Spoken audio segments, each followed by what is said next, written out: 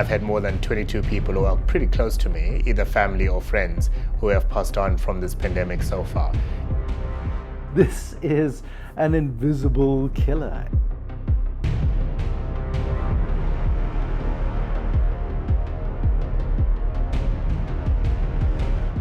It's just a time of extraordinary upheaval and change and uncertainty. It created a lot of havoc. It took away a lot of people that we loved dearly, and it changed the way that we do things and changed the way that we live.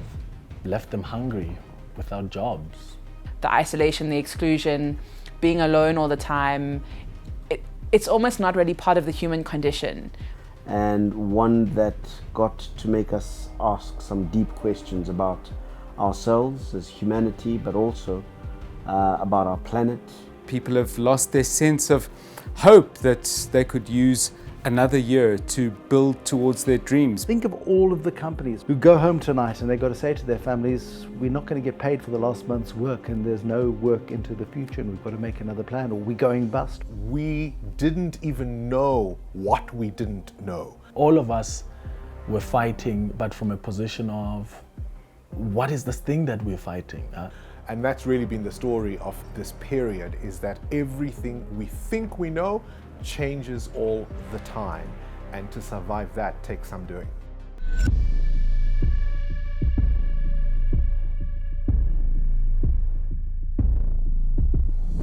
As a show, we had been watching the news coming out of China before the virus even came to South Africa. We would regularly just keep tabs on the developments that were playing out in China. I think we realized that we were probably in this for the long haul. You started seeing reports coming out of Italy about what was happening in hospitals there, the level of death and how difficult it was for healthcare workers in a pandemic. You just knew it was an inevitability that COVID-19 would come here.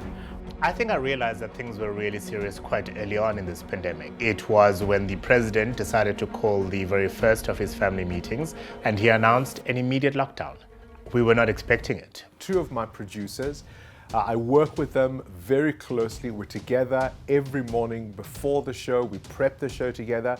We're in each other's faces, and the two of them were confirmed as the first COVID cases in the building, which obviously then meant I was under suspicion and I had to isolate. And I was the very first person in the building in Prime Media to be a confirmed case. It was daunting, it was scary. I didn't know how it feels like, I didn't know what it meant.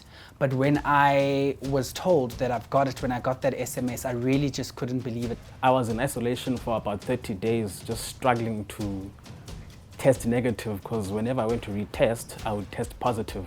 And this was at the early stage of COVID-19. By the time I contracted the virus, it was still in its very early stages, and there was still not much certainty around how it would present itself on the body, as well as the long-term effects.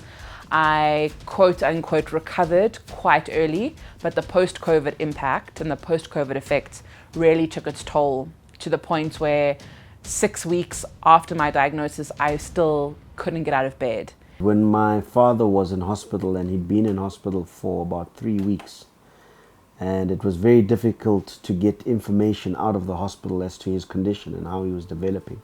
Right down to conversations about making sure my estate planning was in order. I mean, that's the kind of scary moment. Quite apart, of course, from waking up with night sweats or any sneeze or cough.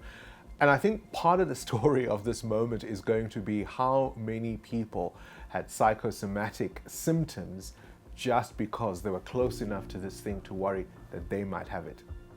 What will I tell my children one day about this pandemic? They're going to remember this pandemic in all of its gory detail. They're going to remember the masks. They're going to remember the sanitizing. What are we going to tell them about it? We're going to tell them never to take anything for granted, never to delay till tomorrow what you can do today. I think we're living through extraordinary times. This idea that as human beings who are conditioned to be in touch with people, have physical contact, just being around other human beings, and now to tell my kids that you actually couldn't be around people. So in order to flatten the curve and save lives, we had to be completely separate from people. I think that's the biggest thing that's affected me over the last year. My goodness, people have come up with some absolutely inspiring ways to keep not just themselves together, to make sure that not just other people are kept alive either through their business or other kinds of activities, but to give us as a country still sufficient hope to feel that as awful as this has been, we can get through it. An incredible time of resilience, an incredible time of grace and compassion is what I would tell them. The world came together at times, the world was divided at times, the human spirit was tested, and overall, that we triumphed. Hopefully, that last one will be there, that we triumphed against COVID-19. But I've learned a lot about perspective and how the way we live our lives, how it's relative to how other people live their lives. And I think that's really been important, is to get some perspective about what's important and what isn't. I think we need to be grateful for life. We need to be grateful for the opportunity to live. And I think that's what I've learned. The second that's just gone by now will never be retrieved. And so we need to spend it in the most valuable way as possible. COVID-19 has made me understand that every single second is very, very valuable. But I suppose most importantly was just to affirm the value I place on friendships, on family, on connections, on human touch, because that's certainly one thing I've missed the most. And the very first possible day for me to go along a promenade and walk with a family member and a friend, my word, it almost brought tears to my life. And that's what I've affirmed the most, the importance of people around my life.